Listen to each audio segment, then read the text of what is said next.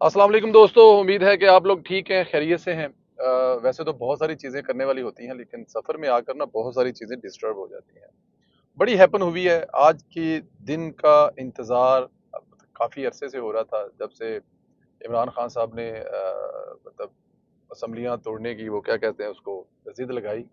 असम्बलियाँ टूटी तो फिर इलेक्शन कब होंगे? ये एक बहुत बड़ा सवाल होता था। इस सवाल का जवाब आज हमें मिल गया। बट इससे पहले कि हम लोग ज़रा वीलो की तरफ चलें, आप लोगों से जो गुज़ारिश है वो ये है कि आप हमारा चैनल सब्सक्राइब कर दें, बेल आइकन को प्रेस करें। जो सवाल पूछा जाए उसका जवाब भी ज़रूर दें। और social media talk show 1 Facebook पर हमारा पेज जो नया है इसको ज़रूर सब्सक्राइब करें। दोस्तों, तारीख का ऐलान कर दिया गया है। कहा ये जा रहा था कि इलेक्शन नहीं होने। ये 2 साल के लिए सेटअप आया है। सारी गेम फिक्स है। नवाज शरीफ साहब ने वापस आकर बहुत बड़ी गलती की है। लेकिन मैं आज से 2 साल से एक ही बात त्वात्तर से कह रहा हूँ। मैं वो ये कह रहा था, इलेक्शन तब होंगे जब मियाँ मोहम्मद नवाज साहब जहाज की सीढ़ी पर कदम रखेंगे पाकिस्तान आने के लिए। 2 साल से मैं कह रहा था और मुसलसल कह रहा था। फिर ऐसा ही हुआ।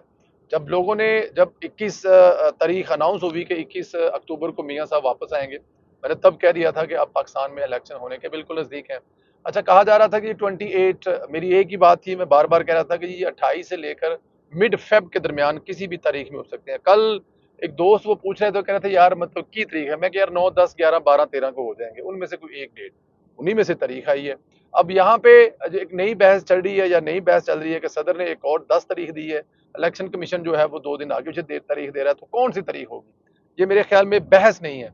सदर का इलेक्शन से कुछ लेना देना नहीं है। बिल्कुल इसी तरह जिस तरह इमरान खान का अभी पाकिस्तान की सियासत से कुछ लेना देना नहीं है। हमेशा के लिए वो अपनी सियासत जो है वो दफन कर चुके हैं। तो सदर जो है उसके पास कोई आईनी इख्तियार ही नहीं है।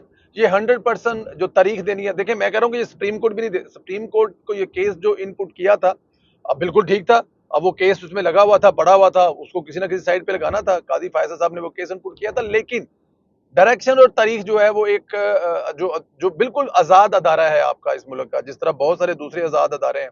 सुप्रीम कोर्ट एक अदारा है, इसी तरह जो इलेक्शन कमीशन है वो भी एक अदारा है, और उसने ही फैसला करना था कि इलेक्शन कब होने हैं। और जब इलेक्शन कमीशन ये बात कह चुका था कि अगले साल के शुरू में, पहले महीने या दूसरे में मोस्ट प्रोबेबली कहा जाता था इलेक्शन होंगे, उसकी रीजन बड़ी सिंपल और खास है। जो पाकिस्तान की जमहूरी हुकूमत थी और हुकूमतें थी, सूबाई असम्बली थी, वो तमाम के तमाम लोग जो है ये बात डिसाइड करके गए थे कि नई मर्दमशुमारी होने के बाद, लिस्टें बनने के बाद, चीजें कंप्लीट होने के बाद इलेक्शन होंगे, और वैसा ही हुआ है।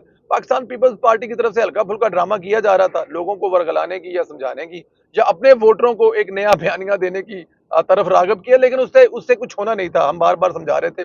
खैर, एनी हाउ वही हुआ जो कहा जा रहा था। इलेक्शन जो है वो जनाब अब फेब में होने जा रहे हैं, और उन्हीं तारीखों में होने जा रही है जो हम कह रहे थे। इलेक्शन ना होने से क्या नुकसान हो रहा था और इलेक्शन होने से क्या फायदा होगा? देखें, ये जो 2 साल का सेटअप लोग बता रहे थे ना, मेरे ख्याल में उनके बारे में अल्लाह ताला की ज़ात उनको ज़िंदगी सेहत दे, वो खुश रहें। ज़ाहिर है अपने-अपने चैनल चल रहे हैं, अपने-अपने यूट्यूब चल रहे हैं। अब मेन स्ट्रीम मीडिया को भी कुछ बेचने के लिए चाहिए वो, लेकिन इलेक्शन 2 साल कैसे पोस्टपोन हो सकते हैं? पाकिस्तान के आपको हालात कहीं से किसी भी तरह से नज़र आते हैं कि यहाँ पे बगैर किसी तगड़ी जमहूरी हुकूमत के ये मुल्क आगे चल सकता है? नहीं चल सकता। जब तक एक तगड़ी हुकूमत नहीं होगी, इलेक्शन के बाद मार्ज़ वजूद में आने वाली हुकूमत नहीं होगी, तब तक कोई भी दुनिया का मुल्क इस मुल्क में आके इन्वेस्टमेंट नहीं करेगा, कोई बड़ी कंपनी आके कोई कारखाने नहीं लगाएगी, और इसके अलावा मुल्क का जो आपका अपना इन्वेस्टर है, वो भी जब तक उसको यकीन नहीं होगा कि यार हमें पता नहीं क्या होने वाला है, कौन आने वाला है, वो अपनी इन्वेस्टमेंट को कैसे आगे तवील करेगा। तो बहुत सारी दूसरी चीजें थी जिसकी वजह से इलेक्शन जरूरी थे। तो 2 साल वालों ने, 2 साल वाले जो है ना, उनका ये ख्वाब ही रहा है कि 2 साल तक ये सेटअप चलेगा, और जो वजीर बन गए हैं, जिन्होंने हलफ उठा लिया, वो 2 साल एंजॉय करेंगे। ऐसा कुछ नहीं है। इलेक्शन में होने क्या जा रहा है, इलेक्शन जीतने कौन जा रहा है? देखिए, पाकिस्तान तहरीक, ये जो लेवल फील्ड प्ले का मुतालबा किया जा रहा है ना, ये कहाँ नहीं है। देखिए सर, 15 साल से आप सिंध में हुकूमत कर रहे हैं। आपसे बेहतर अगर देखा जाए तो इस वक्त इलेक्शन लड़ने के लिए कोई पोजीशन में होना नहीं चाहिए था। जो जो जो 15 साल से पार्टी हुकूमत कर रही है, उसको तो पूरे मुल्क में छा जाना चाहिए। जहां पर वो 15 साल से हुकूमत कर रहे हैं, वो लोगों को दिखाना चाहिए, देखें जी सूबे में हमने क्या क्या किया है। लेकिन ऐसा ना तो कुछ हुआ। अब उनको एक डर और खौफ और खतरा है कि नवाज शरीफ साहब के 2 दौरे कराची के, 2 दौरे हैदराबाद के, एक दौरा सखर का, जो वो वहां की सियासत बदल देगा, और वहां की जो जमातें हैं उनके साथ मिलकर नवाज शरीफ साहब जो है वो सिंध में भी हुकूमत बनाने जा रहे हैं। बलोचिस्तान में आप लोगों ने देख लिया कि बलोचिस्तान की बड़ी पार्टी जो अहम रोल अदा करती है, जहां हुकूमत बननी होती है, जिस तरफ जाना होता है बाप, वो ऑलरेडी लाइन में लग के खड़े हैं मियां मोहम्मद नवाज साहब के साथ इत्तेहाद करने के लिए।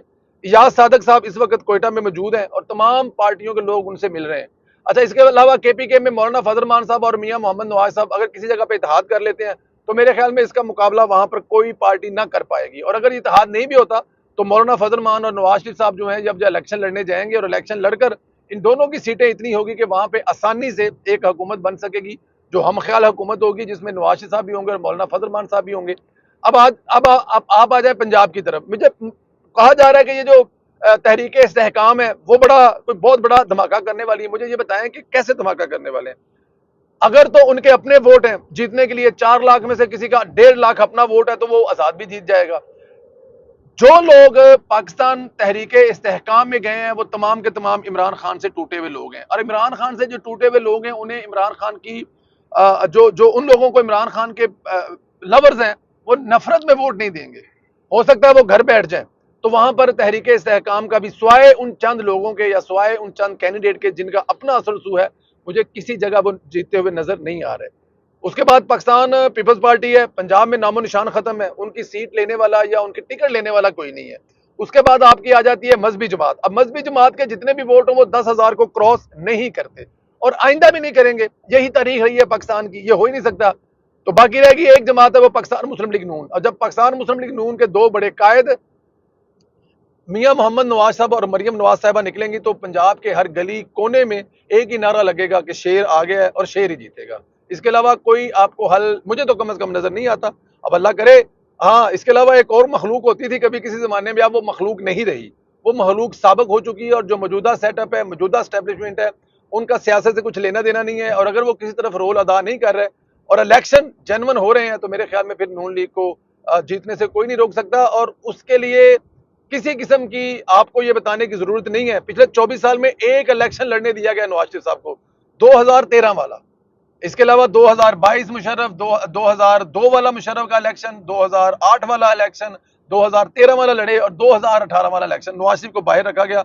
लेकिन लोग इससे ज्यादा अपने कायद से दूरी बर्दाश्त नहीं कर सकते। नवाज शरीफ साहब एक बड़ी मार्जिन से 2/3 अक्सरियत से जब इस मुल्क के वज़ीर बनेंगे तो ये जो तमाम छोटे छोटे मसाइल है ना, ये जो बिजनेस मैनों के मसाइल हैं, ये जो बिजली रोटी कपड़े के मसाइल हैं, हमें अब शेर अली साहब के वाला साहब चौधरी शेर अली साहब उन्होंने कहा जनाब एक ही बात नवाज शरीफ को मैसेज दे दें, पैगाम दे दें कि लोगों का सबसे बड़ा प्रॉब्लम इस वक्त बिजली का बिल और रोटी है। ये दो मसाइल हल कर दें, ये लोग आप इतने वोट देंगे कि आपने शायद तारीख में इतने वोट नहीं लिए होंगे। और वही होने जा रहा है।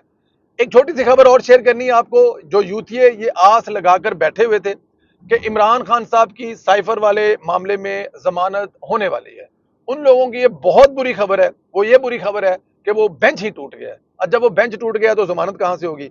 तो इमरान खान साहब जो हैं 8 कमरों, 9 डॉक्टरों के साथ, 3 नर्सों के साथ और उसके अलावा एक खुले 20 फुट के सेन में जो वो वर्जिश करते हैं, वॉक करते हैं, वो उसको मजीद एंजॉय करेंगे। अब जो 9 डॉक्टर और अपनी पसंद के खाने जो वो कहते हैं, जो वो हुक्म करते हैं कि खाना कैसे बनना चाहिए, उसमें शोरबा कितना होना चाहिए, बोटी कच्ची होनी चाहिए, पक्की होनी चाहिए, तमाम सहूलतें इमरान खान को मौजूद हैं जो इससे पहले पाकिस्तान की तारीख में किसी को मतलब नहीं थी अवेलेबल। यहां पर तो अवेलेबल ये था कि जब मैं पाकिस्तान जाऊंगा तो साबिक वजीर आजम जो कि 3 दफा के वजीर आजम है, उनके कमरे का एसी उतार दूंगा और सबसे पहले उनके घर का खाना बंद करवाऊंगा।